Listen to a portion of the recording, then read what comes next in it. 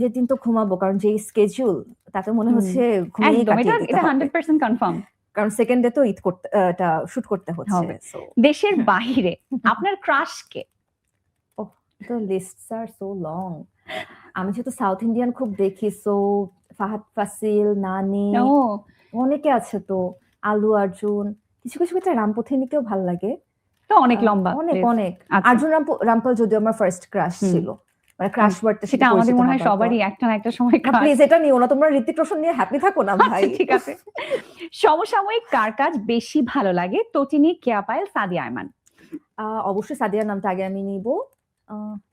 তো কেয়া পায়েল আপু তো আচ্ছা, মানে আমার কাছে মনে হয়, আচ্ছা না আমি আমার কাছে মনে হয় কি এক একজনের আসলে এক এক জায়গাতে হ্যাঁ সেটা বুঝতে পেরেছি। তোমাকে ডিপ্লোম্যাটিক না ডিপ্লোম্যাটিকটা কেয়া পায়েল আপু যেমন কমেডির ক্ষেত্রে আবার ওরা দুজন ধারে কাছে নাই।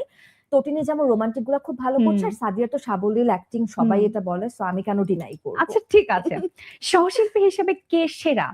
জোবান, তৌসিফ, ইয়াশ? এগুলো পছাই। এগুলা খুবই, এগুলো এই যে ডিপ্লোম্যাটিক কোশ্চেন। তুমি তো বস একদম। দাঁড়াও আগে শেষ করি। কোন ধরনের চরিত্রে কাজ করতে ভালো লাগে? আই উইশ এখানে যদি খুবই crime thriller, horror thriller, psycho thriller, মানে এনি কাইন্ড অফ থ্রিলার, আমার থ্রিলার জনরাটা খুব পছন্দ। অবসর সময় কি করো তুমি?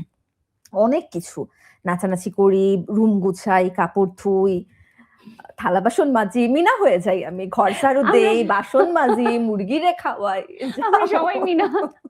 আচ্ছা, তোমার প্রিয় পরিচালককে প্লিজ একটা নাম বলতে হবে এত কাজের অভিজ্ঞতার পরে। দেশে? হ্যাঁ, দেশে বলাটা একটু টাফ, কারণ ওই যে এক একজনকে এক এক কারণে ভালো লাগে।